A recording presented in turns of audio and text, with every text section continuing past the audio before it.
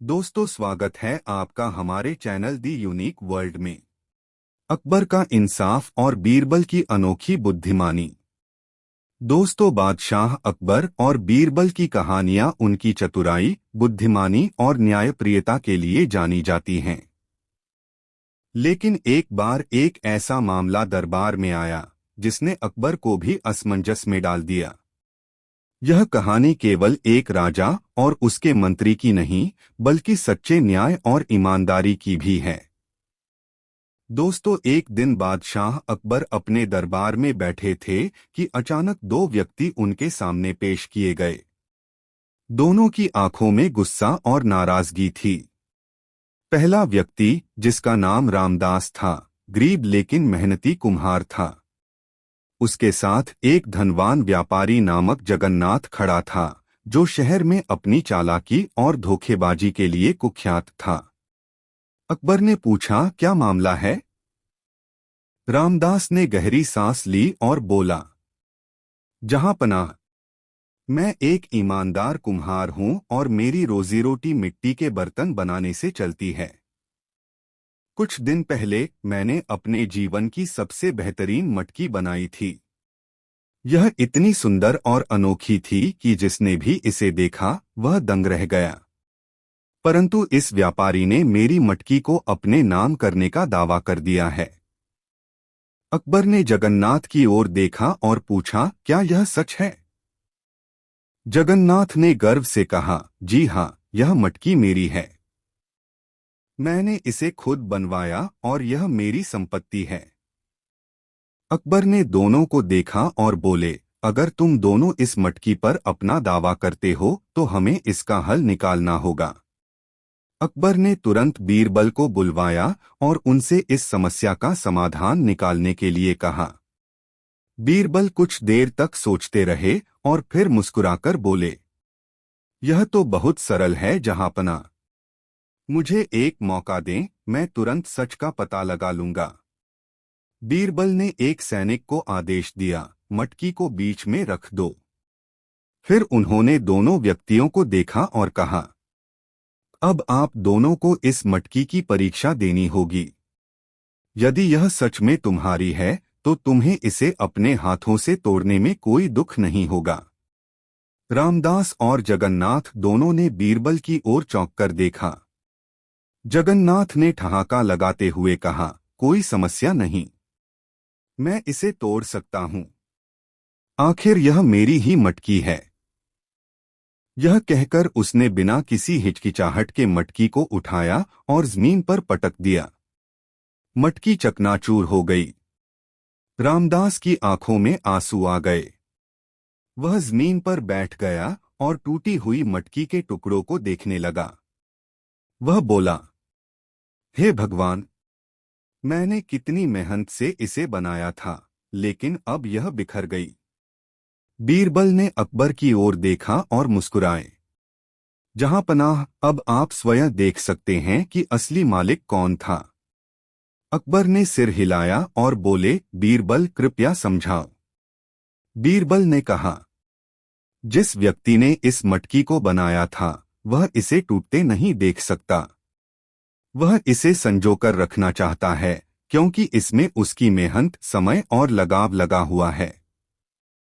जबकि यह व्यापारी इसे तुरंत तोड़ने को तैयार हो गया क्योंकि उसके लिए यह सिर्फ एक वस्तु थी, न कि उसकी बनाई हुई कला। अकबर ने रामदास की ओर देखा और कहा, अब मैं समझ गया कि यह मटकी तुम्हारी ही थी। तुम्हारी कला और परिश्रम को कोई छीन नहीं सकता। उन्होंने जगन्नाथ को कड़ी फटकार लगाई और उसे मटकी की पूरी कीमत देने का आदेश दिया। साथ ही उसे राज्य में दोबारा किसी गरीब का हक छीनने से मना कर दिया। अब जगन्नाथ के मन में एक नई चाल चलने का विचार आया। वह अकबर और बीरबल की न्याय प्रणाली को गलत साबित करने के लिए एक और साजिश रचने लगा। लेकिन क्या इस बार वह बीरबल को मात दे पाएगा? आइए देखते हैं। मटकी वाले अपमान के बाद जगन्नाथ का गुस्सा ठंडा नहीं हुआ था। वह एक बार फिर दरबार में पहुंचा, लेकिन इस बार उसके साथ एक और आदमी था। यह आदमी साधारण किसान के वेश में था और उसका नाम धर्मानंद था। जगन्नाथ ने अकबर के सामने सिर झुकाया और बड़ी चालाकी से कहा, जहांपनाह, मैं जानता हूं कि पिछले मुकदमे में मुझसे गलती हुई थी, लेकिन मैं आपके न्याय पर पूरा विश्वास रखता हूं। आज मैं एक और मामला लेकर आया हूं, जिसमें मैं खुद न्याय चाहता हूं। अकबर ने कहा, बोलो क्या मामला है? धर्मानंद ने अकबर के सामने आकर कहा, हुजूर, मैं एक ईमानदार आदमी हूं। मैं वर्षों से अपने खेत में खेती कर रहा हूं, लेकिन यह व्यापारी कहता है कि मेरी सबसे अच्छी भेड़ उसकी है। वह चाहता है कि मैं अपनी भेड़ उसे दे दूं, जबकि वह भेड़ मेरी मेहनत और देखभाल से बड़ी हुई है। अकबर ने जगन्नाथ की ओर देखा, क्या यह सच है? जगन्नाथ ने गंभीरता से कहा, जी हाँ जहांपनाह, यह भेड़ मेरी ही थी, जो कुछ महीने पहले खो गई थी। अब यह मेरे पास वापस आनी चाहिए। बीरबल, जो दरबार में चुपचाप बैठा था, हल्की मुस्कान के साथ बोला, तो इस बार भी फैसला मुझे करने दीजिए जहांपनाह। अकबर ने हाँ में सिर हिलाया। बीरबल ने सैनिकों को आदेश दिया कि भेड़ को दरबार में लाया जाए। थोड़ी ही देर में भेड़ दरबार में हाजिर थी। वह एक मोटी, चमकदार ऊन वाली सुंदर भेड़ थी। बीरबल ने कुछ देर तक भेड़ को ध्यान से देखा, फिर दोनों व्यक्तियों की ओर मुड़कर कहा, अगर यह भेड़ वाकई किसी एक व्यक्ति की है, तो वह अपने मालिक की आवाज को पहचान लेगी। फिर बीरबल ने दोनों से कहा, अब तुम दोनों इस भेड़ को अपने अपने तरीके से बुलाओ। जिस पर यह दौड़कर जाएगी, वही इसका असली मालिक होगा। धर्मानंद ने भेड़ की ओर प्यार से देखा, फिर उसने धीमी, मधुर आवाज में कहा, आजा मेरी बच्ची, आजा, मैं तुझे घर ले चलूं। तुझे तेरा पसंदीदा चारा दूंगा। भेड़ ने अपना सिर उठाया, अपनी बड़ी बड़ी आंखों से धर्मानंद की ओर देखा और फिर धीरे धीरे उसके पास चली गई। अब जगन्नाथ की बारी थी। उसने भेड़ की ओर कठोर आवाज में कहा, चल इधर, तेरा असली मालिक मैं हूं। लेकिन भेड़ ने उसकी ओर देखा भी नहीं। वह धर्मानंद के पास ही खड़ी रही। सच सामने आया। बीरबल हंस पड़े और बोले, जहांपनाह, अब तो सच्चाई साफ हो चुकी है। भेड़ जानती है कि उसका असली मालिक कौन है। वह प्यार से बुलाने वाले के पास गई, लेकिन जबरदस्ती करने वाले के पास नहीं। अकबर ने तुरंत फैसला सुनाया, धर्मानंद, यह भेड़ तुम्हारी ही है। और जगन्नाथ, तुम फिर से झूठ बोलते पकड़े गए हो। इस बार तुम्हें सजा दी जाएगी। अकबर ने सैनिकों को आदेश दिया कि जगन्नाथ को जेल में डाल दिया जाए। शिक्षा, सच्चा रिश्ता जोर जबरदस्ती से नहीं, प्रेम से बनता है। झूठ कितना भी बड़ा क्यों न हो, सच के आगे हमेशा हारता है। बुद्धिमानी और न्याय हमेशा धोखेबाजी को मात देते हैं। दोस्तों, दरबार में एक चतुर दरबारी, जिसका नाम सलीम था, अकबर के करीब आने की कोशिश करता रहता था। उसने एक दिन धीरे से अकबर के कान में कहा, जहांपनाह, आपने कभी सोचा है कि बीरबल आपका सच्चा मित्र है या सिर्फ अपने फायदे के लिए आपके साथ रहता है? अकबर ने मुस्कराते हुए कहा, बीरबल न केवल मेरा मंत्री है, बल्कि मेरा सबसे प्रिय मित्र भी है। मुझे उसकी निष्ठा पर पूरा भरोसा है। सलीम ने चालाकी से कहा, लेकिन जहांपनाह, सच्ची मित्रता की परख मुश्किल होती है। क्या आपने कभी परखा कि यदि आप किसी मुसीबत में पड़े तो बीरबल आपका साथ देगा या नहीं? अकबर को यह विचार अच्छा लगा। उन्होंने तय किया कि वे बीरबल की मित्रता की परीक्षा लेंगे। अगले दिन अकबर ने एक योजना बनाई। उन्होंने घोषणा की कि वे बहुत बीमार हैं और शायद अब अधिक दिनों तक जीवित नहीं रहेंगे। उन्होंने सभी दरबारियों और मंत्रियों को बुलाया और कहा, मुझे डॉक्टरों ने बताया है कि मेरी बीमारी का कोई इलाज नहीं है। अब मुझे एक ऐसा व्यक्ति चाहिए जो मेरी सेवा के लिए अपने जीवन के शेष दिन मेरे साथ जेल में बिताने के लिए तैयार हो। दरबार में सन्नाटा छा गया। सभी दरबारी एक दूसरे का मुंह देखने लगे, लेकिन कोई भी आगे नहीं आया। अकबर ने सभी की आंखों में देखा, फिर धीरे से बोले, क्या मेरे लिए कोई भी इतना समर्पित नहीं है कि वह मेरे साथ जेल में रहने को तैयार हो? बीरबल चुपचाप खड़े थे। उन्होंने एक गहरी सांस ली और कहा, जहां पनाह, मैं आपके साथ जेल जाने के लिए तैयार हूं। आपका सानिध्य मेरे लिए किसी भी आराम से बढ़कर है। यह सुनकर अकबर मुस्कुराए और बोले, तो ठीक है, कल सुबह से तुम मेरे साथ जेल में रहोगे। अगले दिन बीरबल अकबर के साथ जेल जाने को तैयार हो गए। लेकिन जैसे ही पहरेदार उन्हें जेल ले जाने लगे, बीरबल ने अकबर से कहा, जहां पनाह, यदि आप सच में बीमार हैं और आपको ज्यादा दिन नहीं जीना है, तो आपकी देखभाल के लिए मुझे कुछ चीजों की आवश्यकता होगी। अकबर ने पूछा, क्या चीजें चाहिए तुम्हें, बीरबल? बीरबल ने मुस्कुराकर कहा, बस कुछ किताबें, खाना बनाने का सामान और 1 दर्जन सेवक, ताकि मैं आपकी देखभाल अच्छे से कर सकूं। अकबर को यह सुनकर आश्चर्य हुआ। उन्होंने पूछा, लेकिन जेल में सेवकों की क्या जरूरत? बीरबल हंसते हुए बोले, जहां पनाह, यदि मैं आपको सच्चे मित्र की तरह जेल में देखभाल करने जा रहा हूं, तो आपकी सेवा में कोई कमी नहीं होनी चाहिए। इसलिए मुझे पूरी व्यवस्था के साथ जेल में रहना होगा।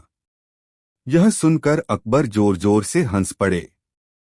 उन्होंने अपनी योजना का खुलासा किया और कहा, बीरबल, तुमने न केवल अपनी मित्रता साबित की, बल्कि अपनी चतुराई से यह भी दिखा दिया कि मुश्किल परिस्थिति में भी बुद्धि से काम लेना जरूरी होता है। सलीम और अन्य दरबारी शर्मिंदा होकर सिर झुकाकर खड़े रहे। शिक्षा: सच्चा मित्र वही होता है जो कठिन समय में भी साथ देता है। हर परिस्थिति में बुद्धिमानी से सोचना चाहिए, न कि भावनाओं में बहकर निर्णय लेना चाहिए। चालाक लोगों की साजिश को पहचानना और उसे बुद्धिमानी से हराना ही असली समझदारी है। दोस्तों, अकबर बादशाह को ठट्टेबाजी का बड़ा शौक था और दैवयोग से बीरबल भी बड़ा ठट्टेबाज था। एक दिन बादशाह और बीरबल में ठहेबाजी हो रही थी। बादशाह ने कहा, बीरबल, बहुत दिन हुआ कोई नया कौतुक तुमने मुझे नहीं दिखलाया, अतएव अब कोई ऐसा नवीन कौतुक दिखलावो जैसा फिर कभी देखने में न आवे। बीरबल हंसते हुए बादशाह की आज्ञा शिरोधार्य की और बोला, हुजूर, इसमें कोई कठिनता की बात नहीं है, परंतु उसकी तैयारी करने में 2 लाख रुपए खर्च पड़ेंगे। बीरबल को तत्काल 2 लाख रुपए दिए गए। वह उन रुपयों को लेकर घर गया। दूसरे दिन स्नान ध्यान से निवृत्त होकर 1 लाख तो ब्राह्मणों को दान किया, बाकी 1 लाख रुपए अपने काम में खर्च किया। जब रुपया लिए बहुत दिन हो गए, तो एक दिन बीरबल के जी में आया कि जो बादशाह को किसी दिन कौतुक की बात याद आएगी तो वह तत्काल तकाजा कर बैठेगा, इसलिए इसको गुपचुप इसी समय कर दिखाना चाहिए। वह बीमारी का बहाना कर दरबार जाना बंद कर दिया।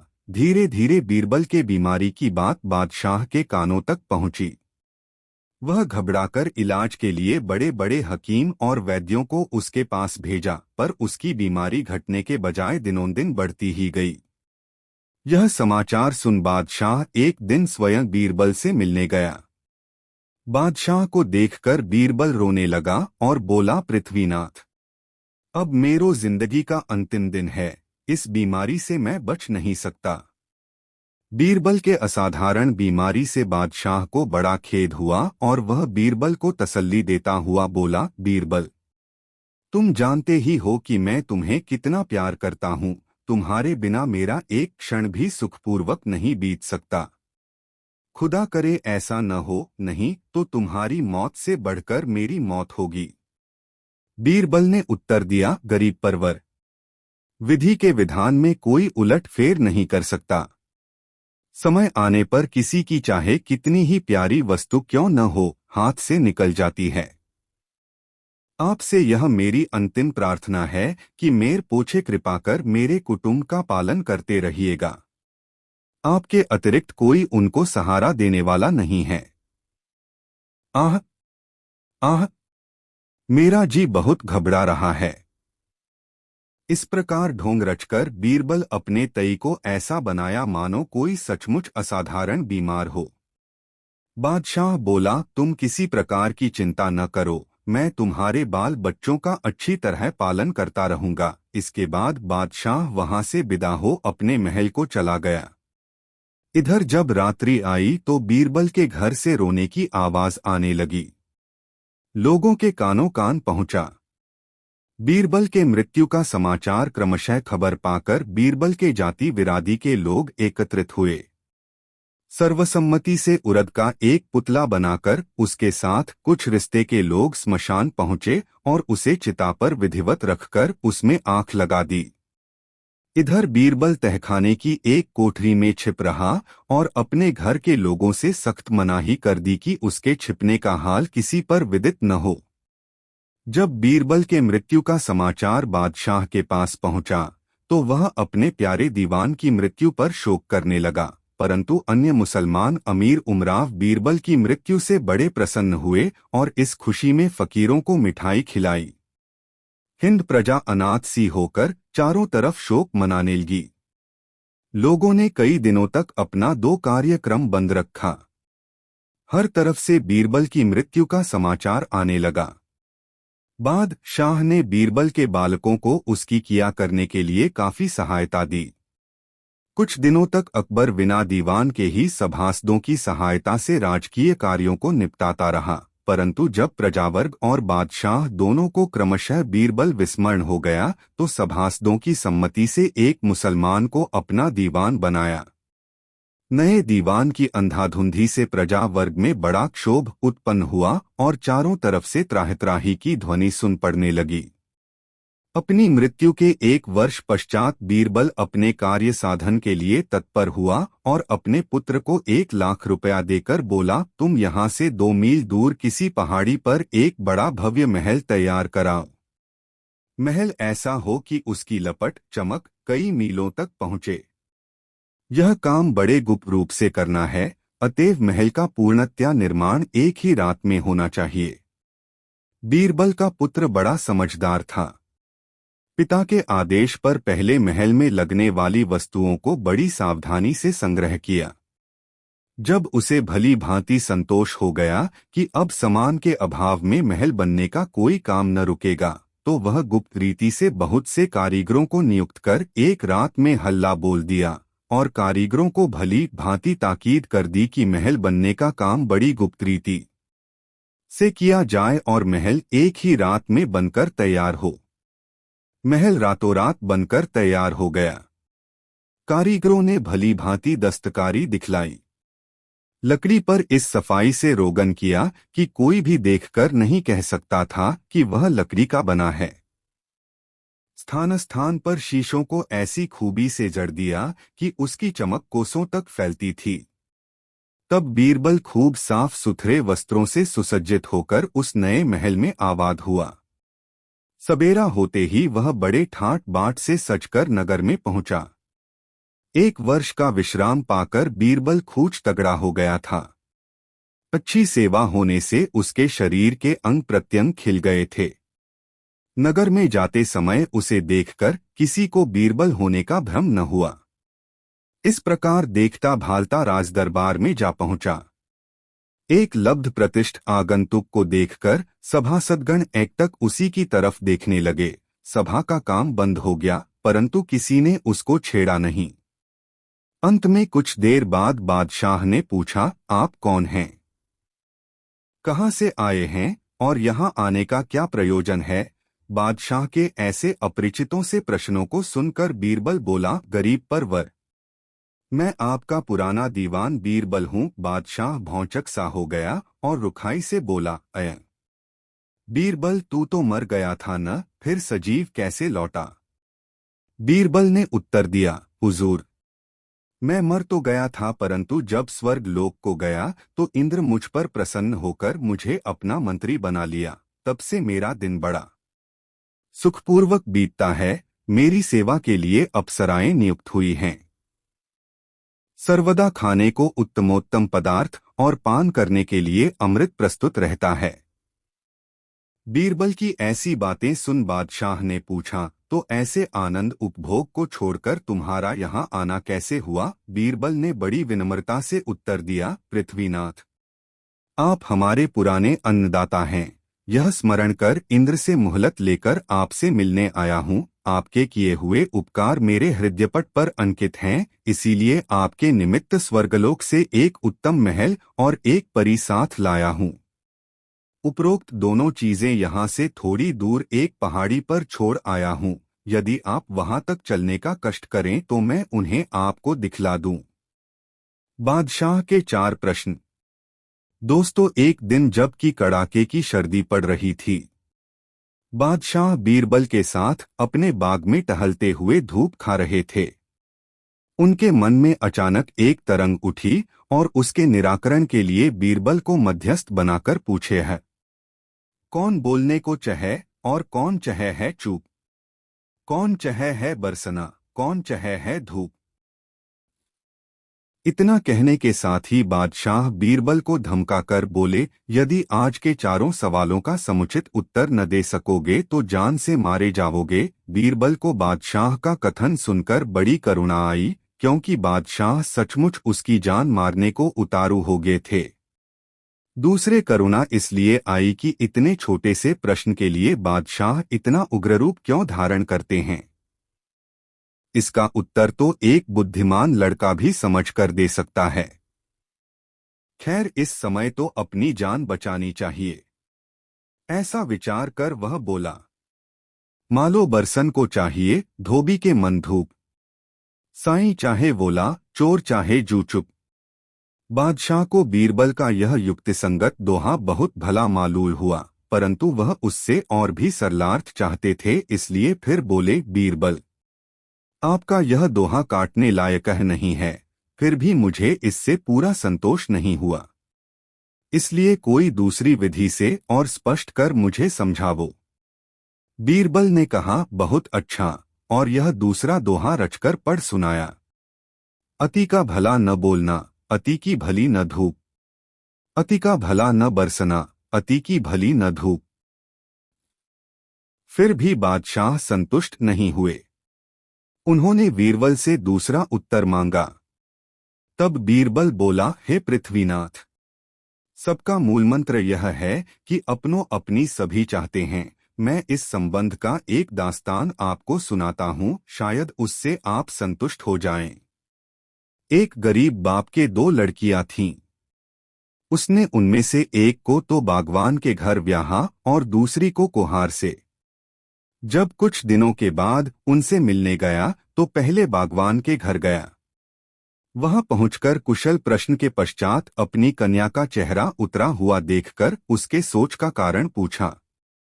वह बोली, हे पिताजी, मैं अपने दुख की बात आपसे क्या सुनाऊं? उसका छूटना ईश्वर के हाथ है। इधर कितने ही दिनों से अवर्षण हो रहा है, जिस कारण सारा बाग का बाग सूखा जा रहा है। उसमें न तो अच्छे फूल आते हैं और न फल ही। तब वह वहां से विदा हो अपनी दूसरी लड़की से मिलने कुम्हार के घर गया। वह लड़की मन मारकर द्वार पर बैठी हुई थी। पिता से मिलकर बड़ी प्रसन्न हुई और अपना सारा दुखड़ा सुनाकर फिर मौन हो गई। पिता ने उसकी ऐसी उदासी का कारण पूछा तो वह बोली, हे पिताजी, मैं आपसे अपने दुख की बात क्या कहूँ। इधर कई दिनों से मैं बराबर बरस रहा है। न बर्तन सूखने पाते हैं और न सूखी गोहरी ही आवा लगाने को मिलती है। सब हाल रोजगार बंद है। न मालूम इस बारिश का क्रम कब तक जारी रहेगा। पिता अपनी दोनों लड़कियों की पृथक पृथक चाहना सुनकर चुप रह गया और सोचने लगा, यह सब कुछ नहीं, हम जीवधारी अपनी अपनी चाहते हैं, परंतु ईश्वर किसकी करे और किसकी न करे।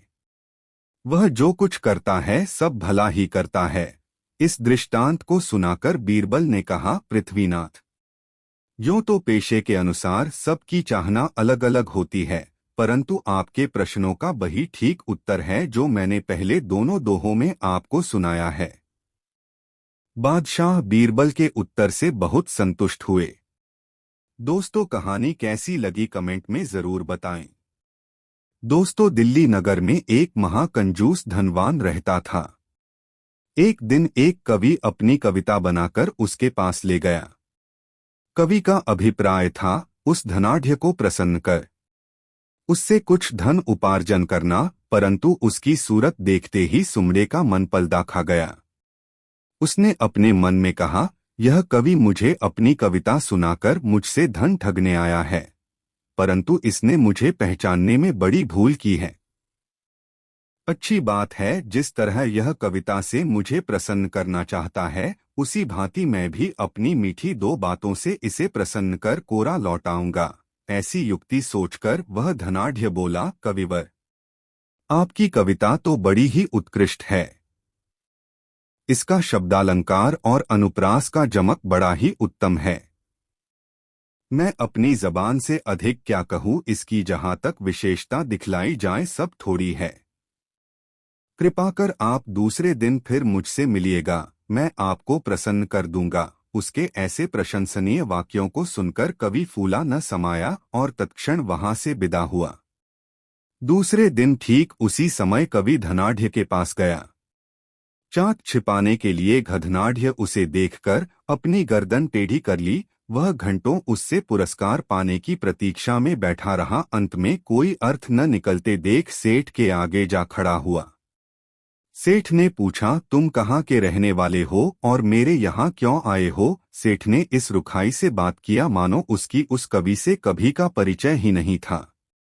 बेचारा कवि बहुत चकराया और मन ही मन देवता पितर मनाकर आयोजन नहीं किया गया था, और लोग तो अपने घर से भोजन करके आए ही थे। बेचारा कंजूस ही भूखा तड़प रहा था। बहुत देर तक इस आशा में था कि अब भोजन की बारी आती है। शायद भोजन की तैयारी में कुछ कमी पड़ गई हो, जिससे इतना विलंब हो रहा है। जो कुछ था सो था ही। धीरे 2 दिन ढलने लगा, फिर भी किसी ने कंजूस की सुधि न ली।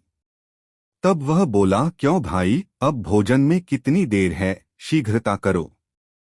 कवि का मित्र बोला, कैसी शीघ्रता श्रीमान जी? सुमड़े ने कहा, क्या आपने मुझे आज के लिए निमंत्रण नहीं दिया था क्या? तब तक बीरबल बोल उठा, सो तो आपने ठीक कहा है, परंतु यह बात केवल आपको प्रसन्न करने के लिए कही गई थी, नहीं तो भला इतनी देर क्यों कर होती? हम लोग तो कभी के भोजन कर चुके हैं। ऐसी कोरी चापलूसी से सुमड़े का मुख लाल हो गया और वह अपनी बड़ी बड़ी आंखें चढ़ाकर बोला, तुम लोग बड़े उच्छृंखल जान पड़ते हो, जो किसी को निमंत्रण देकर बुलाना और फिर उसकी हंसी करना। इसी प्रकार की अनेक बातें कह कहकर वह कंजूस कमर कसकर लड़ने पर आमादा हो गया। बीरबल ने देखा कि अब बात बहुत आगे बढ़ जाएगी, इसलिए बीच बिचाव के अभिप्राय से बोला, आप तो एक उच्च कोटि के रईस हैं, फिर आपको यह विचार पहले ही आना चाहिए था। क्या आपने इस कवि को ठट्टबाजी में नहीं टाला था? क्या आपके उस मनोरंजन से इसको कष्ट नहीं हुआ था? सुमड़े ने कहा, ठोक ठोक बतलावो, वह कौन सा कवि है और आप कौन हैं? बीरबल बोला, मैं बीरबल हूँ। अब भलाई की बात यह है कि इसी समय इस कवि की राजी करो, नहीं तो कानूनन तुम्हें दंड दिया जाएगा। बेचारा सुमड़ा बीरबल के नाम से डर गया और तुरंत अपने कहे के अनुसार रुपए देकर कवि को प्रसन्न कर दिया। किसी ने ठीक कहा है, सीधे अंगुली घो नहीं निकलता। दोस्तों, वीडियो को एक लाइक जरूर करें। दोस्तों, एक बार बीरबल अपने किसी काम से काबुल गए। उनकी वेशभूषा देखकर लोगों ने वहां के बादशाह को शिकायत कर दी। काबुल के बादशाह के सैनिक बीरबल को दरबार में लेकर आए। काबुल के बादशाह ने उनसे पूछा, आप कौन हैं और यहाँ किस मकसद से आए हैं? बीरबल बोले, मैं एक मुसाफिर हूँ और देश विदेश की यात्रा करता रहता हूँ। काबुल के बादशाह ने कहा, तब तो तुम्हें देश विदेश के अनेक राजाओं के बारे में पता होगा। बताओ, तुमने कहीं हमारे जैसा बादशाह देखा है? बीरबल सिर झुकाकर बोले, हुजूर, आप तो पूनम के चांद हैं। आप जैसा अन्य बादशाह भला कौन हो सकता है? काबुल का बादशाह मन ही मन खुश होता हुआ बोला, हम पूनम के चांद हैं तो तुम्हारा बादशाह क्या है? बीरबल सीना तानकर बोले, हुजूर, हमारा शहंशाह तो दूज का चांद है। काबुल का बादशाह स्वयं को पूनम का चांद समझकर खुशी के मारे गदगद हो गया और बीरबल को छोड़ दिया और सादर अपने दरबार में बैठाया। दूसरे दिन बीरबल को वस्त्राभूषणों से नवाजकर विदा किया। बीरबल वहां से दिल्ली पहुंचे तो उन्होंने अपने मित्रों को यह बात सुनाई। यह बात एक मुंह से दूसरे मुंह होते हुए शाही दरबार तक भी पहुंच गई। बीरबल से जो दरबारी ईर्ष्या करते थे, उन्होंने इस बात को नमक मिर्च लगाकर बादशाह अकबर के सामने पेश कर दिया। अकबर बादशाह को यह बात बड़ी ही बुरी लगी।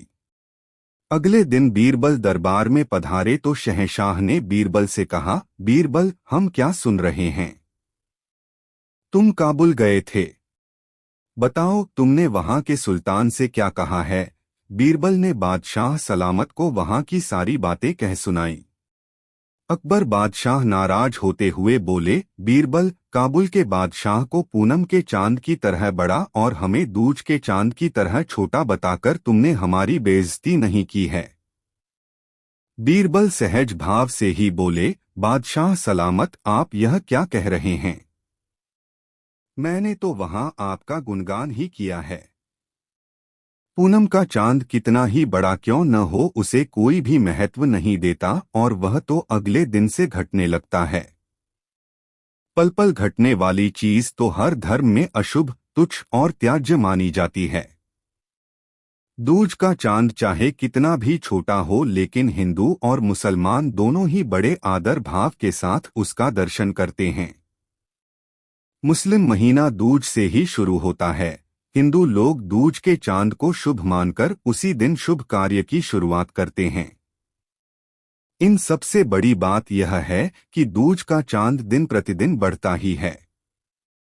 जहां पनाह, अब आप ही बोलिए कि काबुल के बादशाह को पूनम का चांद और आपको दूज का चांद कहकर मैंने किसकी प्रशंसा की है? बीरबल को बादशाह ने उठकर गले से लगा लिया और कहा, मुझे पता है बीरबल, तुम जहां भी जाओगे वहां मेरी प्रशंसा ही करोगे। बीरबल से जलने वाले दरबारियों का मुंह इतना सा हो गया और जो दरबारी बीरबल की पसंद करते थे, वे तालियां पीटकर उनकी तारीफें करने लगे। बीरबल की यही तो विशेषता थी कि वह बहुत ही सोच समझकर बातें करते थे और मौका आने पर अपनी बात को सिद्ध करके दिखा भी देते थे। दोस्तों, वीडियो को एक लाइक जरूर करें। दोस्तों, बादशाह अकबर दरबार में आकर अभी बैठे ही थे कि तभी दरबार में एक हत्या का मामला आ गया। बादशाह को बड़ा ही बुरा लगा कि आज की शुरुआत हत्या के मामले से ही हो रही है। बादशाह ने हुक्म दिया, यह हत्या का मामला है, इसमें जल्दबाजी करना ठीक नहीं होगा। इस मामले की सुनवाई अगले दिन होगी। अपराधी को मौका मिल गया। वह दूसरे दिन दरबार लगने से पहले ही बीरबल के घर पर पहुंच गया और दरबार के लिए तैयार हो रहे बीरबल के आगे गिड़गिड़ाने लगा, हुजूर, आप बुद्धिमानों के बुद्धिमान हैं। मैं बड़ी आशा लेकर आपकी शरण में आया हूं। मेरी फांसी की सजा उम्र कैद में तब्दील हो जाएगी तो मेरे परिजन आपका यह उपकार जीवन भर नहीं भूलेंगे। बीरबल यह सब सुनकर अवाक रह गए। अपराधी आगे बोला, हुजूर, मेरी आपसे प्रार्थना है कि मेरी तरफ से आप ही बहस करें। बीरबल ने जवाब में कुछ नहीं कहा। मामला दरबार में पेश हुआ। बादशाह अकबर ने अपराधी को उम्र कैद की सजा सुनाई। अपराधी आश्चर्यचकित भी हुआ और खुश भी हुआ। वह धीरे धीरे चलकर बीरबल के नजदीक आया और बोला, हुजूर, लाख लाख शुक्रिया, आपने मेरी फांसी की सजा उम्र कैद में करवा दी। मैं आपका ताउम्र ऋणी रहूंगा। यह सुनकर बीरबल बोले, हाँ, मुझे इस मामले में बड़ी दिक्कत उठानी पड़ी। जहां पनाह तो तुम्हें निर्दोष समझकर छोड़ने जा रहे थे। मेरे बार बार समझाने पर उन्होंने तुम्हें उम्र कैद की सजा दी, क्योंकि केवल मुझे पता है कि तुमने अपराध किया है और तुमने मेरे घर पर अपना अपराध कबूल भी किया है। हकीकत यही थी। अपराधी यह सुनकर हतप्रभ रह गया। वह माथा पीट कर रह गया कि बीरबल के सामने उसने अपना अपराध आखिर कबूल क्यों किया। दोस्तों, कहानी कैसी लगी रही है कमेंट में जरूर बताएं। बीरबल का अदृश्य चोर समाधान। दोस्तों, एक सुबह सम्राट अकबर अपने दरबार में गहरी सोच में बैठे थे। उनके महल से उनका बहुमूल्य सुनहरा मोर का मूर्ति, जो रत्नों से जड़ा हुआ था, गायब हो गया था। पहरेदारों ने हर जगह खोजा, लेकिन चोर का कोई पता नहीं चला। गुस्से में अकबर ने ऐलान किया, जो कोई भी इस रहस्य को सुलझाएगा, उसे भारी इनाम मिलेगा। लेकिन अगर कोई चोर का पता नहीं लगा पाया, तो दरबार में मौजूद सभी लोगों को मेरी सजा का सामना करना पड़ेगा। दरबारियों के चेहरे पर चिंता की लकीरें थीं। इस मामले को सुलझाना आसान नहीं था, लेकिन बीरबल हमेशा की तरह शांत और आत्मविश्वास से भरे हुए आगे बढ़े। जहां पनाह, बीरबल ने कहा, मैं वादा करता हूं, आज रात तक मैं चोर का पता लगा लूंगा। अकबर ने अपनी भौहें चढ़ा दीं। कैसे? न कोई सबूत है, न कोई सुराग।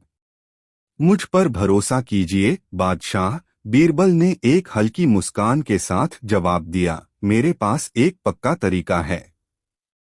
रहस्यमय तरकीब। बीरबल ने दरबारियों, महल के कर्मचारियों और पहरेदारों को उसी शाम बगीचे में इकट्ठा होने को कहा। उनके हाथ में एक छोटा सा साधारण सा मटका था। यह, बीरबल ने नाटकीय अंदाज में कहा, कोई साधारण मटका नहीं है। यह जादुई है। इसे संतों का आशीर्वाद मिला है और यह चोर को पकड़ लेगा। भीड़ में हलचल मच गई। बीरबल ने आगे कहा, आप में से हर किसी को इस मटके को छूकर कहना होगा, मैंने सुनहरे मोर को नहीं चुराया। अगर चोर इसे छुएगा तो यह मटका काला हो जाएगा। एक एक करके हर कोई कतार में खड़ा हुआ और मटके को छूते हुए यह वाक्य दोहराने लगा। कुछ डर से कांप रहे थे, तो कुछ पसीने में डूबे हुए थे, लेकिन मटका अपने असली रंग में ही बना रहा। जब आखिरी व्यक्ति ने मटके को छू लिया, तो बीरबल ने भीड़ को ध्यान से देखा। फिर एक विजयी मुस्कान के साथ उन्होंने एक व्यक्ति की ओर इशारा किया। यही है चोर। दरबार में हड़कंप मच गया। वह आदमी विरोध करने लगा, यह झूठ है। मैंने मटके को छुआ था और इसका रंग नहीं बदला। मैं चोर कैसे हो सकता हूं? बीरबल मुस्कुराए। यही तो चाल है। यह मटका जादुई नहीं है। मैंने इसकी सतह पर कालिख लगाई थी। जो निर्दोष है वह निडर होकर इसे छुएगा और उसके हाथ काले हो जाएंगे। लेकिन तुम चोर होने के नाते इसे ठीक से छूने से डर गए, इसलिए तुम्हारे हाथ साफ हैं। उस आदमी का चेहरा सफेद पड़ गया। पकड़े जाने पर उसने अपना गुनाह कबूल कर लिया। सुनहरे मोर को वापस लाया गया और चोर को सजा दी गई। चौंकाने वाला अंत।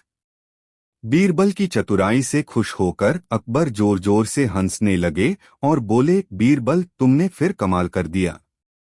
जो भी इनाम चाहो मांग लो। बीरबल हमेशा की तरह मजाकिया अंदाज में बोले, जहां पनाह, मेरा इनाम बड़ा सरल है। अगली बार जब आप दरबार की ईमानदारी परखना चाहें, तो ऐसा कोई तरीका अपनाएं जिससे लोगों को आधा दिन अपने हाथों से कालिख छुड़ाने में न लगाना पड़े। पूरे दरबार में ठहाके गूंज उठे और अकबर भी बीरबल की चतुराई और मजाक पर मुस्कुराए बिना नहीं रह सके। दोस्तों, वीडियो कैसा लगा कमेंट में जरूर बताएं।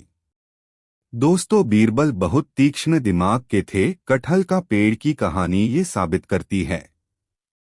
बीरबल को प्रकृति के बीच बैठना बहुत अच्छा लगता था। जब वे घर से निकले और सोचा कुछ देर शाही बगीचे में बैठा जाए। वे यहाँ अक्सर घंटों बैठा करते थे। बगीचे में घुसते ही उन्हें किसी के रोने की आवाज सुनाई पड़ी।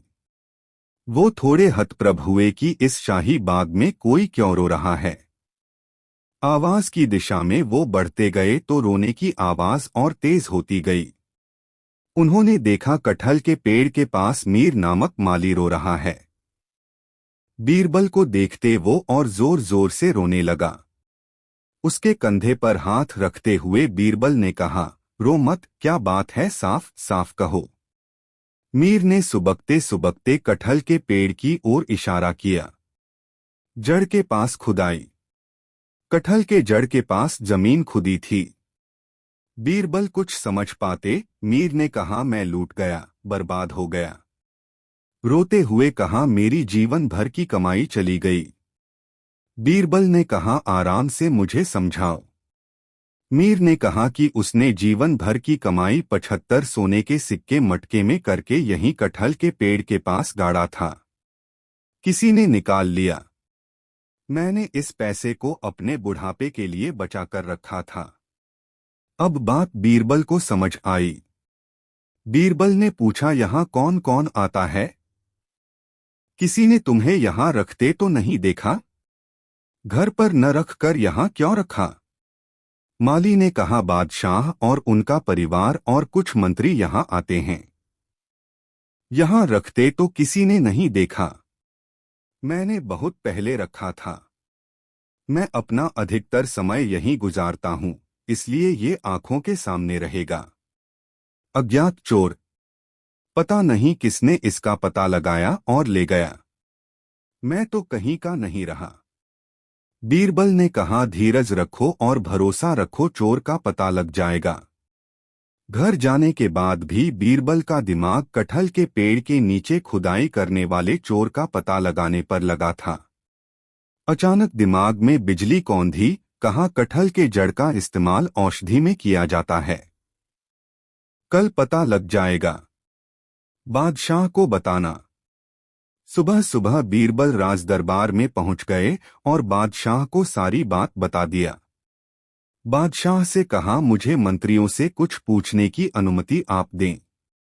बादशाह अकबर ने बीरबल से कहा, पूछो और पता करो कि चोर कौन है। बीरबल ने राजदरबार में पूछा, हाल फिलहाल में किसकी तबीयत खराब हुई थी? एक मंत्री उठे और कहे, हाँ, मेरी खराब हुई थी। बीरबल ने पूछा कि दवा किसने दिया और कहां से आया था? मंत्री ने गुस्सा होते हुए कहा, ये क्या बात है? मेरे ससुराल जयपुर से आया था। उन्हें शांत कराते हुए बीरबल ने कहा, इतना नाराज होने की बात नहीं थी, शांत हो जाइए। दोहराया प्रश्न।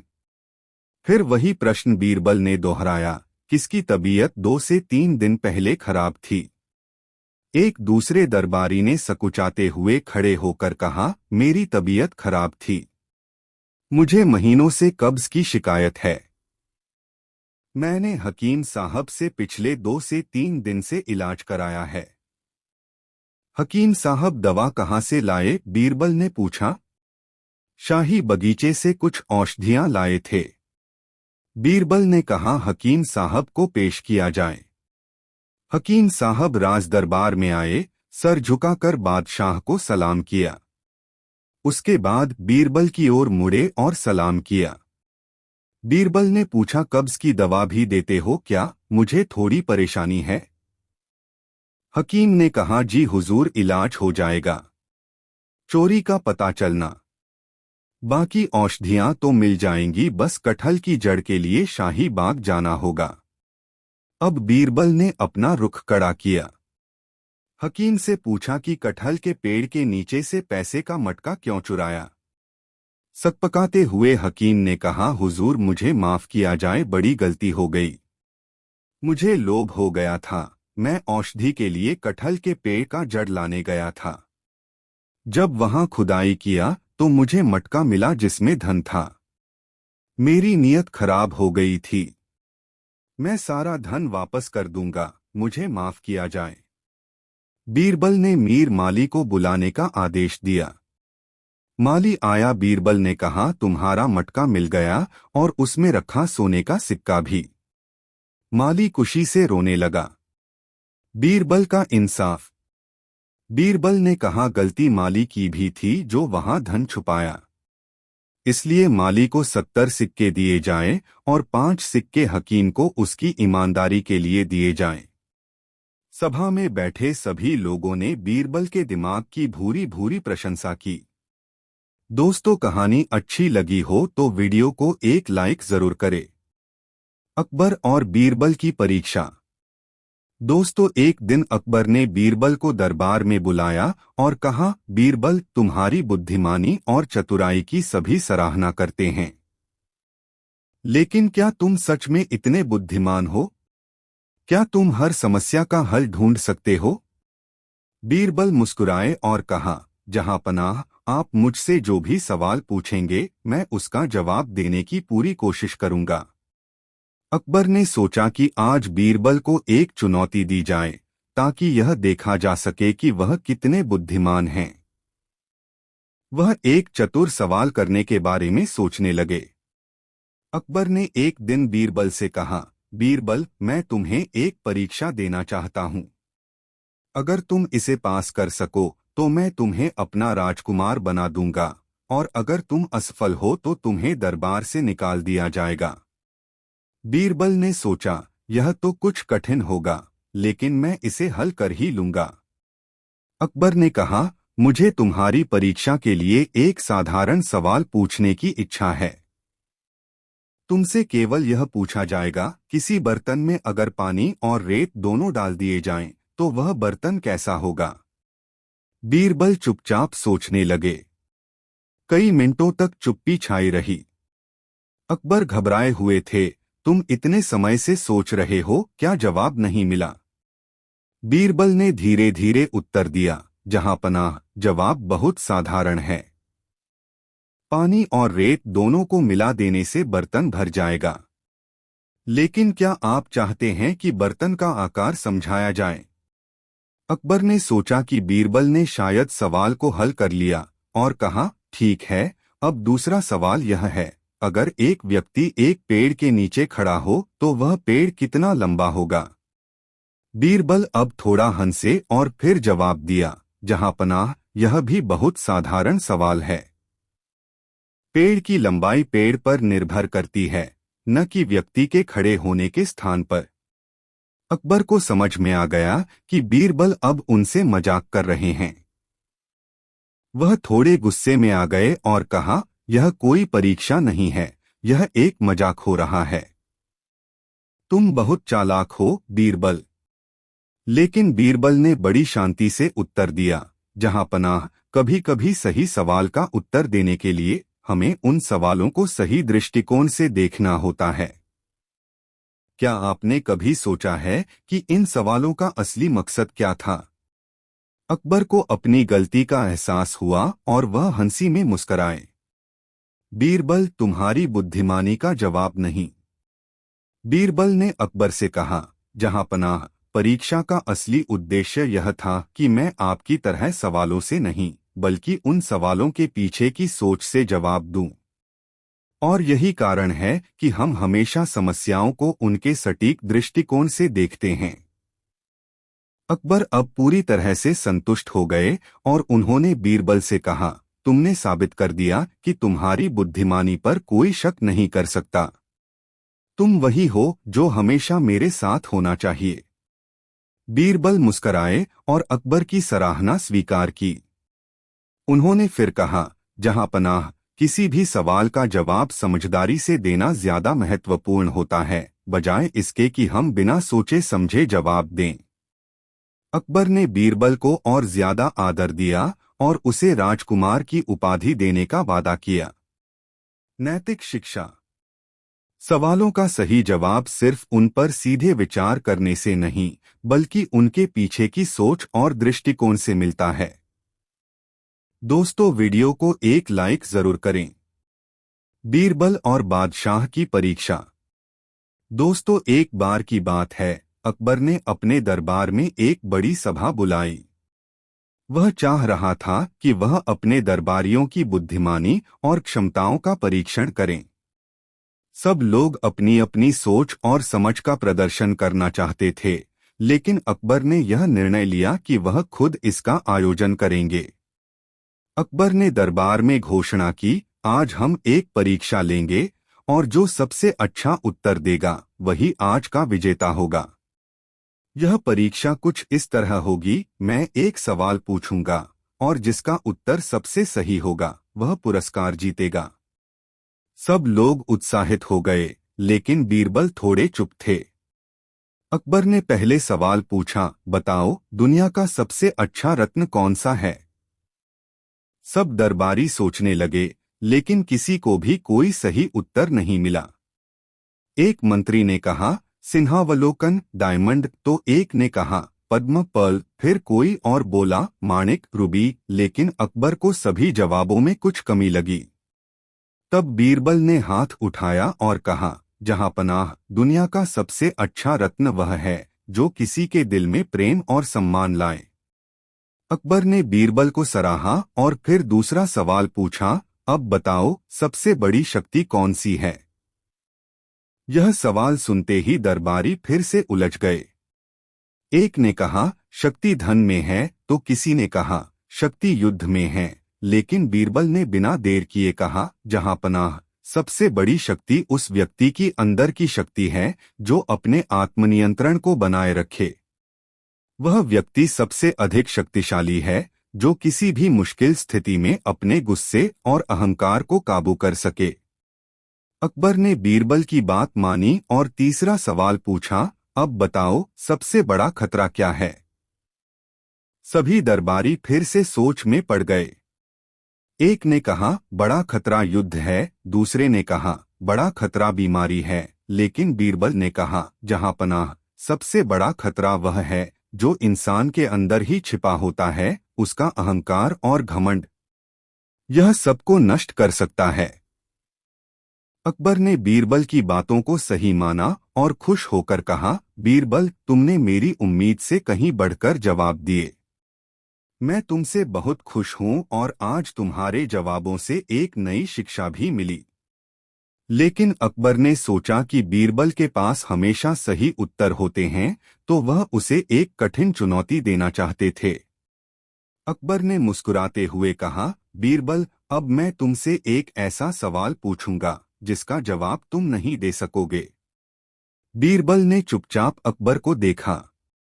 अकबर ने एक सवाल पूछा, तुम बताओ बीरबल, अगर कोई आदमी अपनी जिद पर अड़ा हो और वह अपनी गलती जानकर भी उसे स्वीकार नहीं करे, तो उस स्थिति में उसे क्या करना चाहिए? बीरबल ने थोड़ी देर सोचा और फिर जवाब दिया, जहांपनाह, उस आदमी को चाहिए कि वह अपने मन को शांत करें और सोचें कि क्या सच में उस जिद का कोई फायदा है। अगर वह अपनी गलती मान ले तो उसका आत्मसम्मान बढ़ेगा और वह गलती से सीख भी सकेगा। अकबर ने बीरबल की बातों पर ध्यान से सुना और कहा, तुम सही कहते हो बीरबल। यह वही बात है जो हर आदमी को समझनी चाहिए। कहानी का अंत हुआ, लेकिन इस परीक्षा से अकबर ने यह सीखा कि बीरबल का ज्ञान सिर्फ किताबों और तर्क पर नहीं, बल्कि जीवन के अनुभवों पर आधारित है। नैतिक शिक्षा। गलतियों को स्वीकारने में कोई बुराई नहीं है और आत्मनिरीक्षण से ही हम आगे बढ़ सकते हैं। दोस्तों, वीडियो को एक लाइक जरूर करें। अकबर बीरबल की नई रहस्यमयी कहानी। दोस्तों, एक दिन अकबर अपने महल के बगीचे में टहलते हुए गहरी सोच में डूबे थे। उनके मन में कई सवाल थे और आज उन्हें एक नए रहस्यमय मामले का सामना करना पड़ा। उन्होंने बीरबल को दरबार में बुलाया। अकबर चिंतित होकर, बीरबल, मुझे कुछ अजीब सा हो रहा है। पिछले कुछ दिनों से महल में चोरी हो रही है, लेकिन कोई भी नहीं जानता कि चोर कौन है। सामान गायब हो जाता है, लेकिन कोई सुराग नहीं मिलता। क्या तुम इस रहस्य का समाधान निकाल सकते हो? बीरबल मुस्कुराते हुए, जहां पनाह, कोई भी रहस्य ऐसा नहीं है जिसे हल न किया जा सके। मैं आज ही इसकी तह तक पहुंचूंगा। अकबर ने बीरबल को पूरा मामला बताया और वह सीधे महल के भीतर पहुंच गए जहां चोरी की घटनाएं हो रही थीं। बीरबल ने सबसे पहले महल के दरवाजों और खिड़कियों का निरीक्षण किया, लेकिन वहां किसी प्रकार का कोई निशान नहीं मिला। फिर उन्होंने महल के कर्मचारियों से पूछताछ शुरू की, लेकिन कोई भी चोर के बारे में कुछ नहीं जानता था। बीरबल, कुछ तो है जो इस मामले को और जटिल बना रहा है। मैं अब इस रहस्य का हल कुछ और तरीके से ढूंढता हूँ। बीरबल ने सोचा, चोर महल में आता है, लेकिन किसी को शक भी नहीं होता। ऐसा कैसे हो सकता है? उन्होंने सभी कर्मचारियों और दरबारियों को महल में एकत्रित किया और उन्हें एक साधारण सवाल पूछा। बीरबल, मैंने सुना है कि कल रात एक बर्तन गायब हो गया था। क्या किसी ने देखा कि उस बर्तन को कहाँ रखा गया था? एक कर्मचारी ने जवाब दिया, मालिक, वह बर्तन रानी के कमरे में रखा गया था, लेकिन सुबह वह वहां नहीं था। बीरबल ने तुरंत रानी के कमरे का निरीक्षण किया और देखा कि बर्तन के गायब होने की कोई संभावना नहीं थी, क्योंकि रानी के कमरे में सब कुछ व्यवस्थित था। फिर बीरबल ने बारीकी से कमरे की हर कोने की जांच की और एक छोटी सी दरार के पास कुछ चमकते हुए धूल के कण पाए। बीरबल आश्चर्यचकित होकर, यह क्या है? वह जल्दी से उस जगह को साफ करते हुए यह देखने लगे कि कहीं कोई सुराग मिल सकता है। तभी उन्हें एक छोटी सी चाबी मिली। बीरबल, यह चाबी तो बहुत खास लगती है, इसे खोला जाना चाहिए। बीरबल ने महल के अन्य हिस्सों का निरीक्षण किया और देखा कि यह चाबी एक कमरे का ताला खोलने के लिए है, जो अक्सर महल में ताला लगा रहता है। उन्होंने उस कमरे का ताला खोला और देखा कि वहां एक गुप्त रास्ता था, जो महल के अंदर ही छुपा हुआ था। इस रास्ते के जरिए कोई बिना किसी को बताए महल के अंदर आ और जा सकता था। बीरबल, तो यह चोर वही है जो इस गुप्त रास्ते का इस्तेमाल कर रहा है। बीरबल ने इस रहस्य को सुलझा लिया। अब सवाल था कि चोर कौन है। बीरबल ने महल के सभी कर्मचारियों और दरबारियों की जांच की और पाया कि एक नया कर्मचारी, जिसका नाम रामू था, बहुत ही चुपचाप रहता था और उसे इस रास्ते के बारे में जानकारी थी। बीरबल ने रामू को दरबार में बुलाया। बीरबल, रामू, क्या तुम जानते हो कि यह चाबी किस काम की है?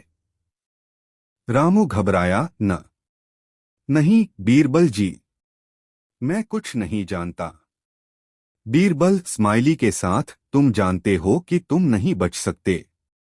तुम वही हो जो इस गुप्त रास्ते से चोरी कर रहे थे, है ना? रामू का चेहरा अचानक सफेद हो गया और उसने अपने अपराध को स्वीकार कर लिया। जी हाँ बीरबल जी, मैं ही चोर हूँ। मैं महल के अंदर गुप्त रास्ते से आता था और चोरी करता था। मुझे लगा कि कोई मुझे पकड़ नहीं पाएगा। अकबर हैरान होकर, यह तो बड़ा रहस्यमय था बीरबल। तुमने इस मामले को कितनी आसानी से सुलझा लिया। बीरबल, जहांपनाह, जब हम किसी मामले को ध्यान से देखें तो उसमें छुपे संकेत हमें समाधान तक पहुंचाते हैं। यह चाबी और गुप्त रास्ता सबसे महत्वपूर्ण सुराग था। कहानी से शिक्षा। कभी कभी जो हमें सामने दिखाई देता है वह पूरी सच्चाई नहीं होता। हमें अपने आसपास के छोटे छोटे संकेतों को ध्यान से देखना चाहिए, तभी हम किसी भी रहस्य का हल ढूंढ सकते हैं। दोस्तों, वीडियो को एक लाइक जरूर करें। दोस्तों, राजमहल में एक दिन अकबर चिंतित और परेशान बैठे थे। उनके दरबार में कुछ असामान्य हो रहा था। पूरे महल में अजीब घटनाएं हो रही थीं, कहीं कोई वस्तु गायब हो रही थी, तो कहीं अचानक लोग बीमार पड़ रहे थे। अकबर को समझ में नहीं आ रहा था कि क्या हो रहा है। अकबर चिंतित होकर, बीरबल, हमारी प्रजा में अजीब घटनाएं हो रही हैं। कोई न कोई चीज गायब हो जाती है और कुछ लोग बिना किसी कारण के बीमार पड़ रहे हैं। इसको क्या समझें? यह कोई रहस्य है या कुछ और? बीरबल गंभीर स्वर में, जहांपनाह, यह निश्चित ही कुछ अजीब है। हो सकता है कि यह कोई गहरी साजिश हो। मैं इसकी जांच करूंगा और जल्द ही इसका समाधान ढूंढ लाऊंगा। अकबर, तुम्हारी बुद्धिमत्ता पर मुझे पूरा विश्वास है, बीरबल। जल्दी से जल्दी इसका हल निकालो। बीरबल ने अपनी जांच शुरू की। पहले तो वह महल के प्रत्येक कमरे और गलियों में गए, लेकिन कोई खास सुराग नहीं मिला। फिर एक दिन बीरबल को खबर मिली कि महल के एक पुराने हिस्से से कुछ अजीब आवाजें आ रही हैं। वह तुरंत वहां पहुंचे और देखा कि कमरे की एक पुरानी अलमारी से रहस्यमय आवाजें आ रही थीं। बीरबल ने चुपचाप अलमारी खोली और देखा कि अंदर एक छोटी सी खोखली दीवार थी। दीवार के अंदर एक छोटा सा संदूक रखा था। बीरबल ने संदूक खोला और उसमें एक पुरानी किताब और कुछ कागज मिले। कागजों पर कुछ अजीब तरह के मंत्र लिखे हुए थे। बीरबल ने इन कागजों को ध्यान से पढ़ा और समझ गया कि यह एक प्रकार का तंत्र मंत्र है जो महल में लोगों को नुकसान पहुंचाने के लिए किया गया था। किताब में यह भी लिखा था कि इस तंत्र मंत्र का उद्देश्य किसी के जीवन को नुकसान पहुंचाना और उसकी शक्ति को चुराना था। बीरबल, मुझे अब समझ में आ गया है। यह सब कुछ किसी दुश्मन की साजिश का हिस्सा है जो महल में घुसकर अकबर को कमजोर करना चाहता था। बीरबल ने अपनी जांच और गहरी की और पाया कि महल के कुछ राजदार और मंत्री इस तंत्र मंत्र के साथ जुड़े हुए थे।